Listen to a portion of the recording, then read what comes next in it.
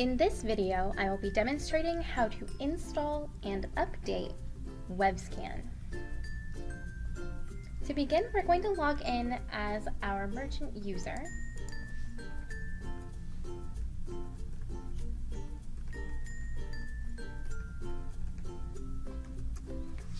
And then once we've logged in, we're going to select the documentation link on the left-hand side. Then we're going to select WebScan underneath the scanner drivers and documentation.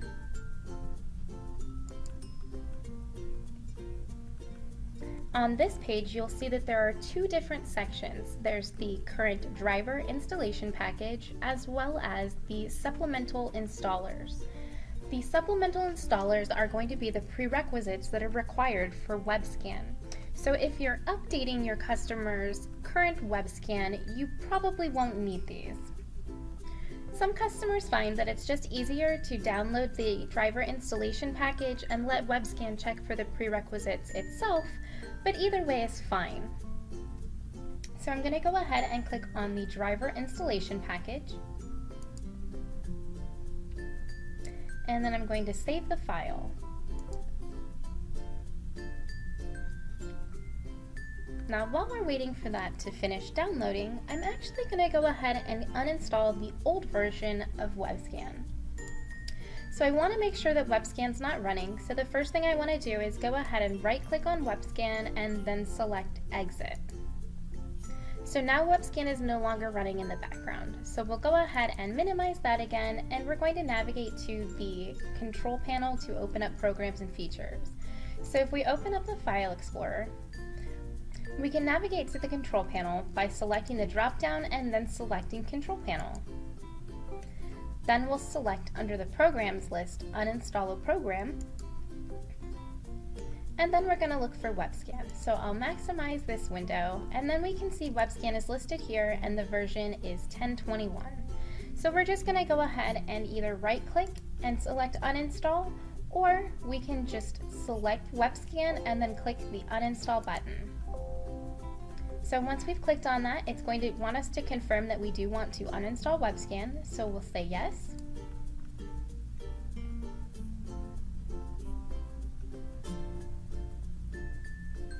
And then once that's finished, we can go ahead and close the Programs and Features window. So now that our download is done, I'm going to go ahead and launch the installer. So we're just going to double click on the icon.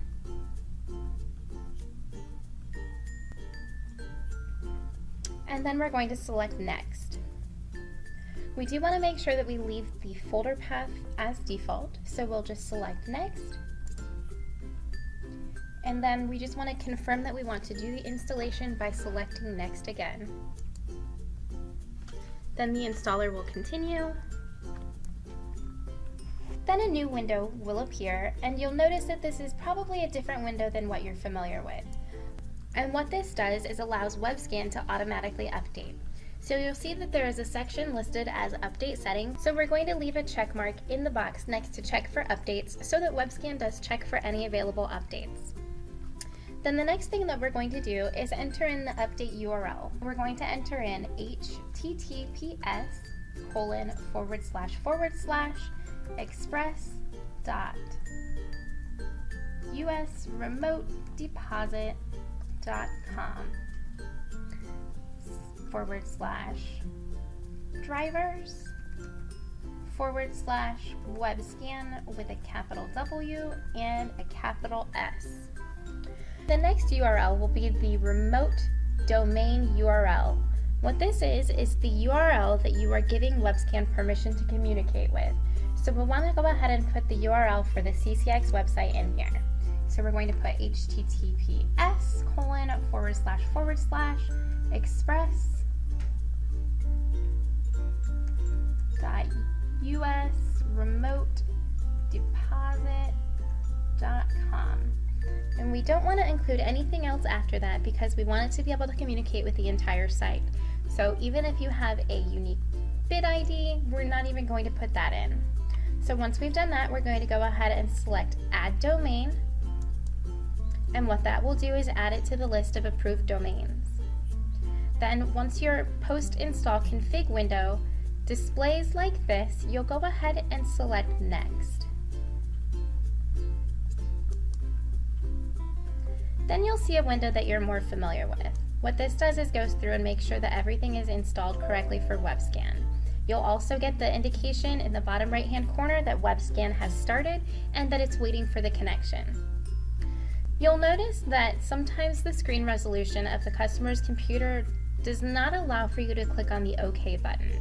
If you see, if I move this up, the OK button is there, but when I let it go, it disappears. So it's okay to click X on the post-install config window as long as the OK button has appeared. So we'll click Close, and then we'll get a message that says that the installation has completed. So we'll go ahead and click Close one more time. And that's it. We can go ahead and go down to WebScan. We can right-click on it, and then we'll have some new options here.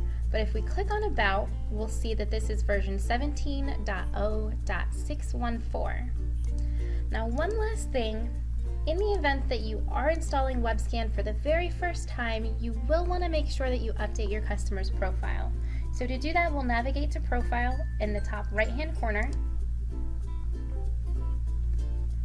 And you'll just want to make sure that the customer scanner does have the WebScan option selected.